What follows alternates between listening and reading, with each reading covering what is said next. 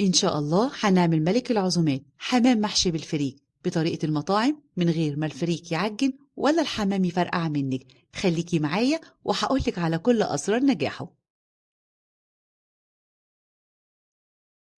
بجيب الحمام طبعا عامله محلول النقع بتاعه. أماكن الزفارة بتكون الجزء الأخير ده، وعند أطراف الأجنحة وعند الرقبة من فوق بيبقى فيه غدد بسيطة بشيلها. بسلك كده من بين الجلد واللحم، وخلي بالك علشان الجلد متقطعش منك لغاية ما أوصل للرقبة، والأماكن دي اللي أنا هحشي فيها الفريك بالشكل ده.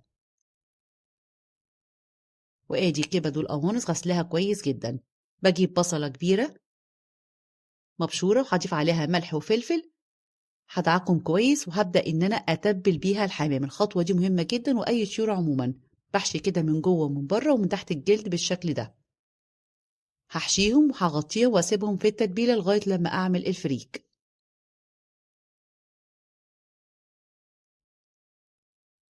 عندي حوالي نص كيلو من الفريك غسلاه كويس جدا ومنقعاه حوالي نص ساعة، شايفين طري.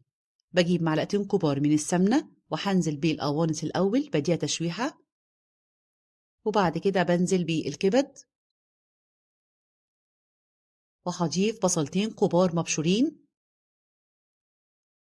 وتبلي بقى بالملح والفلفل واي بهارات بتحبيها، بس انا مش هزود اي بهارات لان عايزه احس بطعم الفريك يكون على طبيعته بالشكل دوت. هنزل بيه الفريك ولازم يتقلب حوالي 10 دقايق، يتحمص كويس قوي كده علشان ده اللي هيبقى معاكي مفلفل، مش هيبقى معاكي معجن. في الخطوه دي بضيف كوبايه واحده من الميه المغليه، لان هو كده كده كان منقوع حوالي نص ساعه فمش هياخد ميه كتير، لان هو كده شارب ميه. تبلي بقى بالملح والفلفل. انا ضفت معلقه صغيره من القرفه، هغطيهم واسيبهم كده حوالي 3/4 سوا. وكده بعد ما دخل في 3/4 سوا سبت الباقي يكمل يستوي على النار، واخدت جزء كده شايفين مفلفل ازاي. وفي معلومة مهمة، ما ينفعش لو اتبقى من الخلطة ديت رجعه تاني الحلة، لان ما ينفعش حاجة نية مع حاجة مستوية. انا كل مرة بقول في المعلومة دي خلي بالنا كويس. بحشي كده حوالي الحمامة، حوالي كل حمامية بتاخد حوالي نص كوباية من الفريك، واضغطي كده وحاولي ان انتي ما تملهاش للاخر علشان ما تفرقعش منك، ودي اول خطوة. بسويه بقى كده بالشكل ده، واحشيه طبعا من جوه. لو حابه تقفلي بقى مثلا بالقنصه في الاخر او ببصلايه، بس انا مش هقفل بحاجه، انا هقفل بس بالرجلين كده اكتفها كويس قوي. خلي بالك وما تخافيش، مش هتفرقع، مش هتطلع منك اي رز اي حبايه فريك منك اثناء التسويه. بسويها بقى بالشكل ده كده وافردها كويس قوي. خلصت كده كل الكميه. هجيب حله فيها ميه مغليه على النار، وهضيف جزر ورق لورا وبصل وحبهان. أول ما بيغلوا بنزل كده على طول بالحمام. وطبعا أو تاني خطوة ما غطيش الحمام خالص، لو غطيتيه هيفرقع منك. شايفين بيتقفل بسرعة ازاي من عند الرقبة ومن تحت. بحطه كده على ظهره واسيبه كده، ولازم تاني تالت حاجة بتوطي النار علشان لو النار عالية برضو هيفرقع معاكي. بشيل بقى أي ريم كده على الوش، وأتبل بقى بشوية من الفلفل، وأول ما يخش في التسوية بضيف الملح.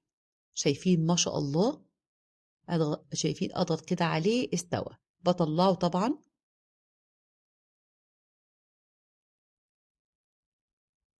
واسيبه كده يبرد. بضيف كده معلقه بقى، سر اللون الحلو بيبقى في المطاعم في معلقه القشطه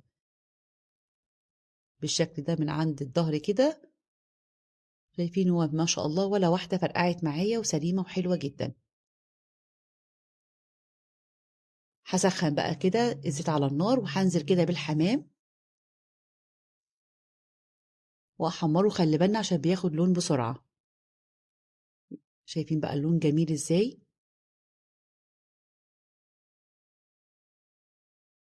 وحلو جدا، تعمل اول عزومه رمضان، او اللي بيحب الحمام بالطريقه دي هيحبه قوي. شايفين بقى اللون بس جميل جدا، بس انا حبيت ان انا اغمق واحده شويه لانه طالبين مني واحده تكون غامقه شويه. هعمل بقى فرشه كده من الفريك. شايفين الفريك برضو مستوي قوي. ارص بقى الحمام بتاعي وازينه كده بشرايح من الليمون وشويه من البقدونس. ولو عجبكم الفيديو ما تنسوش الاشتراك في القناه وتفعيل الجرس، وسيبوا لي تعليق حلو. سهل وبسيط وحلو جدا، تابعوا الخطوات دي. شايفين ما شاء الله اللحم مستوي والفريك مش معجن معايا ولا حاجه. جربوه حلو قوي، هينفع على عزومة رمضان. وبالهنا والشفا.